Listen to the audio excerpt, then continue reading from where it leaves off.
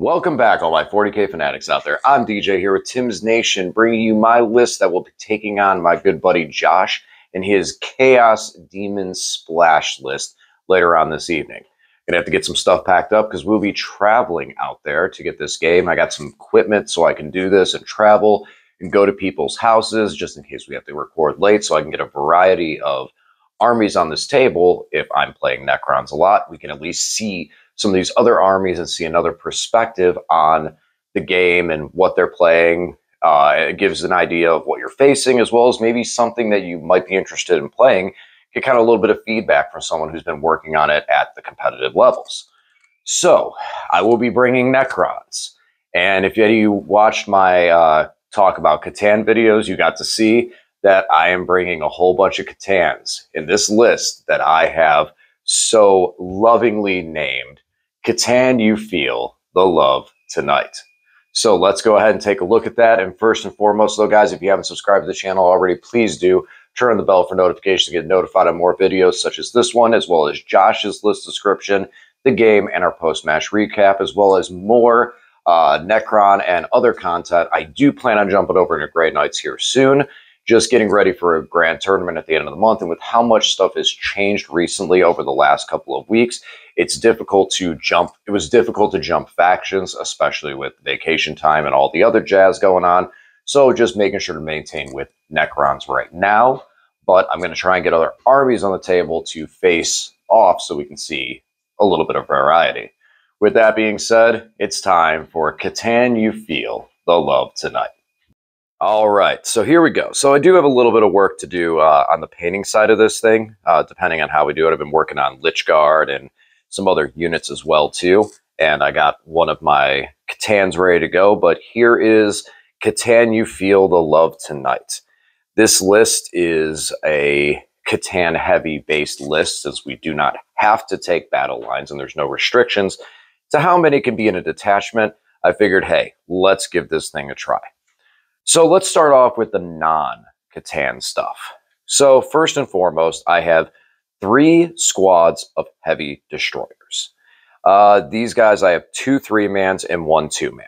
Now, yes, I could put a Locust Lord in there for extra abilities, for the 5-up lethal hits, for the unit he's attached to. I could put a, put the defensive buffs in there for stealth and stuff like that. Yes, there's a lot I could do to them.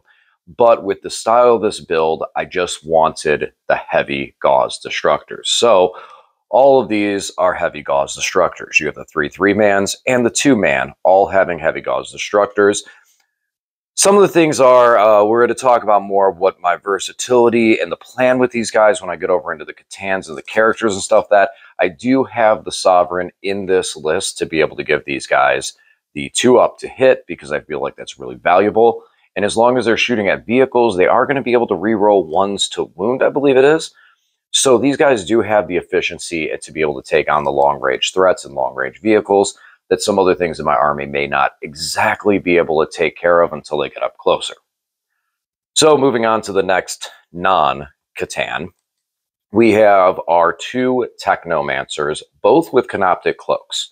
So the Canoptic Cloak gives you the ability to have Lone Operative, which is critical so that these guys don't get targeted and blasted off the table with ease. One of which is going to have the Sovereign. He is going to be hanging out with my Locusts to give them the +1 to hit. The other one is simply going to be floating around and healing my Catans. Since they can heal a unit for D3, that's going to be his job, to bounce around and heal the Catans. Now, might be a little overhaul onto it, but I want it. I want that extra healing. I want to make sure that I can get those guys back up to full. That's important to me. Speaking of healing, we have 1 Canoptic Reanimator. So here's the adorable thing about a Canoptic Reanimator. The way he works is any unit that is within any Necron factioned unit that is within 12 inches of him, when it activates its reanimation protocol, gets an additional D3. This means all of the Catans can heal an additional D3. So there's 2 things I'm looking at with the Reanimator. 1, if someone's firing a lot of artillery, they're going to want to pick up the Reanimator. So this guy can definitely be a great sponge for wounds, especially with that Feel No Pain of a 4-up. he doesn't just completely roll over. Granted, his toughness and his wound count are not something insane. So yes, he can still get kind of beat up a bit, but that 4-up feel no pain is nice. If my opponent tries to beat up my C'tans but doesn't remove them, the Reanimator combined with a Technomancer is going to be able to heal back to almost full, if not full, most of the time. So this gives me a little bit of protection if I don't go first. That, yeah, the Reanimator may only be good for 1 turn, but that 95 point get a C'tan running again could be the difference between me losing a 250 plus model or losing a Reanimator or only having 1 turn with it. So I like having the Reanimator here for that extra heal effect. Now let's get over into the namesake of the list, the C'tans. First and foremost, we have 2 Transcendent C'tans, one of which is represented by a Beholder, because personally, he's one of my favorite. I just love the Beholder. I mean, you know, and I'm not a big fan of Dungeons and Dragons, personally.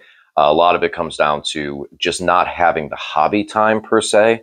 But I respect Dungeons and Dragons, and I always loved the Beholder. I thought he was really cool, and when D&D Minis started releasing their minis, I picked this dude up to be a Transcendent C'tan. One of the things I do like with Transcendent C'tans is we kind of do have a little bit of realm to kind of use some, make some conversions and make some cool stuff outside of just the Tezzeret Vault and the one in the middle of it. So these are my Transcendents. One is going to be the Beholder. The other one is my more ghostly C'tan with some scarabs all floating around her.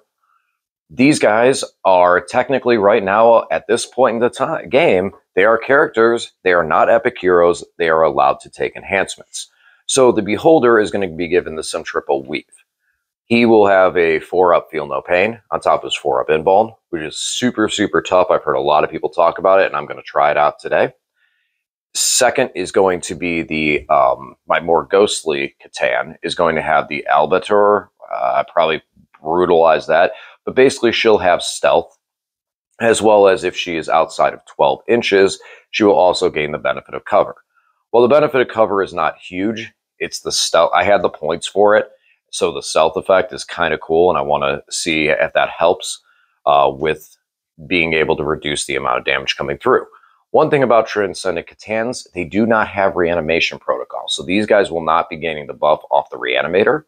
However, with their transdimensional relocation, whenever I advance with them, they can immediately pick up and then land back on the field 9 inches away from the enemy. So these guys probably will be away from the Reanimator relatively quickly.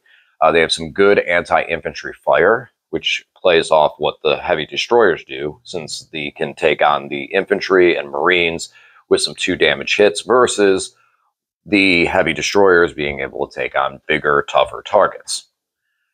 So, Transcendent C'tans, pretty nice, pretty nasty. They also have deep strike ability, which could play into some list tech later on, especially with some of the other C'tans in the list.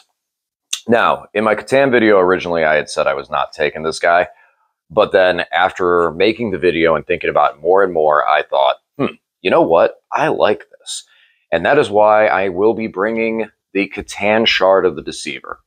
So the Deceiver, I mean, standalone, he's got some great profile as it is. Like his weapons, his gun is very nice for anti-infantry, especially characters, specifically characters, to be able to do a little bit of extra damage onto a character and maybe scare that one back, as well as on a big, strong, tough frame.